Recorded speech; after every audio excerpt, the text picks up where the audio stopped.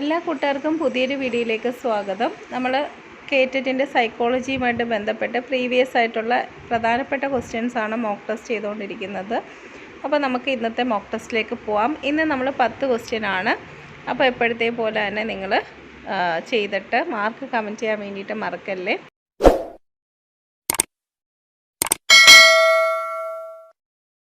Identify the psychologist who suggested the concept of mature personality അല്ലെങ്കിൽ പക്വ വ്യക്തിത്വം എന്ന ആശയം അവതരിപ്പിച്ച മനഃശാസ്ത്രജ്ഞൻ ആരാണെന്ന് ചോദിച്ചാൽ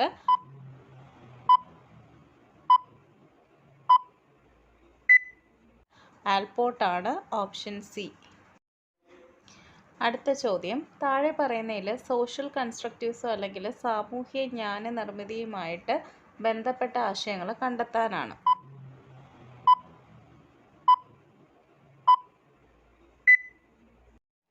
അപ്പോൾ ഇതിൻ്റെ അകത്ത് higher level thinking, metacognition, exploration, experimentation ഇത്രയും കാര്യങ്ങൾ കറക്റ്റാണ്. അതായത് ഉയർന്ന തലത്തിലുള്ള ചിന്തയെക്കുറിച്ചുള്ള ചിന്ത, പരിവേഷണം, പരീക്ഷണം. അപ്പോൾ അതിൻ്റെ അകത്ത് ഓപ്ഷൻ 2 ഉണ്ടില്ലേ, ആവർത്തനമാണ് പഠനം. അത് തെറ്റാണ്. അത് സോഷ്യൽ കൺസ്ട്രക്റ്റീവ്സുമായിട്ട് ബന്ധപ്പെട്ടതല്ല. അപ്പോൾ ഇവിടെ ഓപ്ഷൻ സി ആണ് കറക്റ്റ്.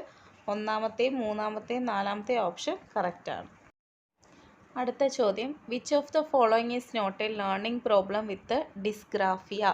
ഡിസ്ഗ്രാഫിയ എന്ന് പറയുന്നത് ആലേഖന വൈകല്യമാണ്. അപ്പം അതിൽ ഉൾപ്പെടാത്തത് ഏതെന്നാണ് ചോദിക്കുന്നത്.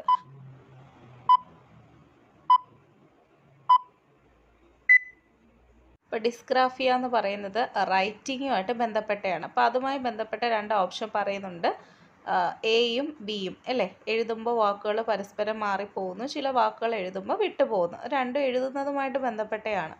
തപ്പിയും തടഞ്ഞും വായിക്കുന്നു, റീഡിങ് ഇതിൽ വരുന്നതല്ല. ഓപ്ഷൻ സി ആണ് ഇവിടുത്തെ കറക്റ്റ് ആൻസർ. അടുത്ത ചോദ്യം, according to Catherine M Bridges what kind of emotion does appear in baby at birth. അതായത് താഴെ കൊടുത്തിരിക്കുന്നതിൽ കാതറിൻ എം ബ്രിഡ്ജസിൻ്റെ അഭിപ്രായത്തിൽ കുട്ടിയുടെ ജനന സമയത്തുള്ള വികാരം എന്താണ്?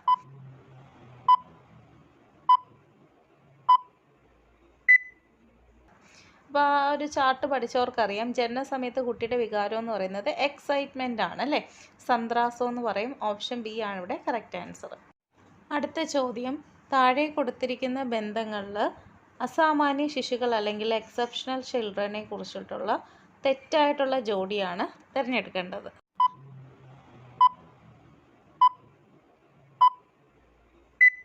ഇതിൽ ആൻസർ എന്ന് പറയുന്നത്, അതായത് തെറ്റായിട്ടുള്ള ജോഡി എന്ന് പറയുന്നത് ഓപ്ഷൻ എ ആണ്. മന്ദ പഠിതാക്കൾ അല്ലെങ്കിൽ സ്ലോ ലേണേഴ്സിൻ്റെ IQ ഇവിടെ കൊടുത്തിരിക്കുന്നത് 70 ബിലോ, ആത്മവിശ്വാസമുള്ളവരെന്നാണ് പറഞ്ഞിരിക്കുന്നത്, കോൺഫിഡൻറ്റ്. അപ്പോൾ അത് തെറ്റാണ് അല്ലേ. ബാക്കിയെല്ലാം കറക്റ്റാണ്. 70 താഴെയുള്ളത് മെൻ്റലി റിട്ടാർഡഡ് ചിൽഡ്രൻ ആണ്, അല്ലെങ്കിൽ മാനസിക മാന്ദ്യമുള്ള കുട്ടികൾക്കാണ് IQ 70 ബിലോ ഉള്ളത്. അത് താഴെ കൊടുത്തിട്ടുണ്ട്. അതുപോലെ ഗിഫ്റ്റഡ് ചിൽഡ്രൻ്റെത് 130 മുകളിലാണ്. ഇനി ക്രിയേറ്റീവ് ആയിട്ടുള്ള കുട്ടികൾ എങ്ങനെയായിരിക്കും, ഒറിജിനാലിറ്റിയും അതുപോലെ ഇൻസൈറ്റും ഒക്കെ എക്സ്പ്രസ് ചെയ്യുന്നവരായിരിക്കും അല്ലേ. അടുത്ത ചോദ്യം, നമ്മൾ എറിക് എറിക്സൻ്റെ സൈക്കോ സോഷ്യൽ ഡെവലപ്മെൻറ്റ് സ്റ്റേജസ് പഠിച്ചിട്ടുണ്ട് അല്ലേ. അപ്പോൾ അതിൽ വരുന്നതാണ് ഊർജ്ജസ്വലത, അപകർഷത അല്ലെങ്കിൽ ഇൻഡസ്ട്രി വേഴ്സസ് ഇൻഫീരിയോറിറ്റി. അപ്പോൾ ഇത് ആ ഒരു ഘട്ടത്തിൻ്റെ പ്രായപരിധിയാണ് ചോദിക്കുന്നത്. ഏതാ?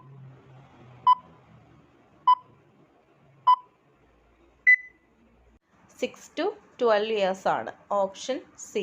അടുത്ത ചോദ്യം, മലയാളം വായിക്കാൻ ഒട്ടും താല്പര്യമില്ലാത്ത കുട്ടി ടീച്ചർ നിർബന്ധിച്ചപ്പോൾ എന്ത് സംഭവിച്ചു? വായന തുടങ്ങി. അതുപോലെ ആ കുട്ടി ഒരു മികച്ച വായനക്കാരനാവുകയും ചെയ്തു.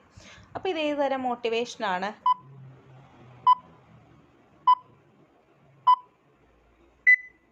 കുട്ടിയെ ടീച്ചറാണ് നിർബന്ധിച്ചത്. അപ്പോൾ പുറത്തുനിന്നുള്ള ആയതുകൊണ്ട് എക്സ്ട്രിൻസിക് മോട്ടിവേഷനാണ്. ഉള്ളിൽ നിന്ന് വരുന്നതാണെങ്കിൽ ഇൻട്രിൻസിക് മോട്ടിവേഷനാണ്.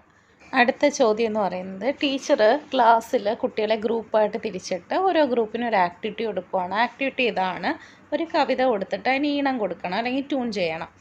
അപ്പം കുട്ടികളെ ഗ്രൂപ്പിൽ ഡിസ്കസ് ചെയ്ത് അവർ ട്യൂൺ ചെയ്യുന്നു. അതിനുശേഷം ടീച്ചർ വന്നിട്ട് ഓരോന്ന് ചെക്ക് ചെയ്യുന്നു, ഓരോ ഗ്രൂപ്പിൽ നോക്കിയിട്ട് ചില ഗ്രൂപ്പുകാരോട് പറയുവാണ് ഈ ട്യൂൺ ശരിയായിട്ടില്ല, ഇതൊന്ന് മാറ്റണമെന്ന് പറയുകയാണ്. അപ്പോൾ ഇത് ഏതൊരു അസസ്മെൻറ്റ് അല്ലെങ്കിൽ വിലയിരുത്തലെന്നാണ് നമ്മുടെ ക്വസ്റ്റ്യൻ.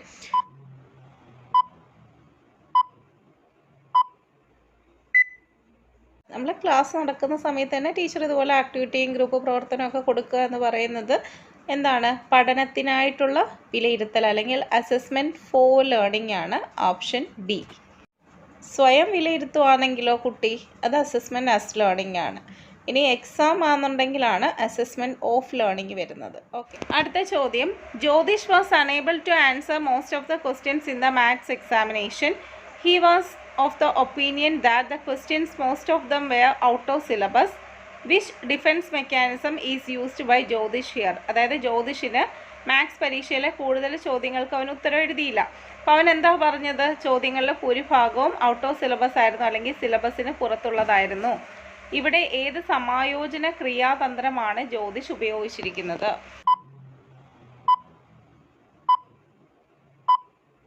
ആൻസർ ഏതാണ്? ഓപ്ഷൻ സി ആണ്, റാഷണലൈസേഷൻ അല്ലെങ്കിൽ യുക്തീകരണം. അടുത്ത ചോദ്യം. The knowledge acquired from environmental studies may not help in learning mathematics. This statement is an example of what kind of transfer of learning? അതായത് പരിസര പഠനത്തിൽ മനസ്സിലാക്കിയ ഒരാശയം ഗണിത പഠനത്തിന് സഹായിക്കുന്നില്ല.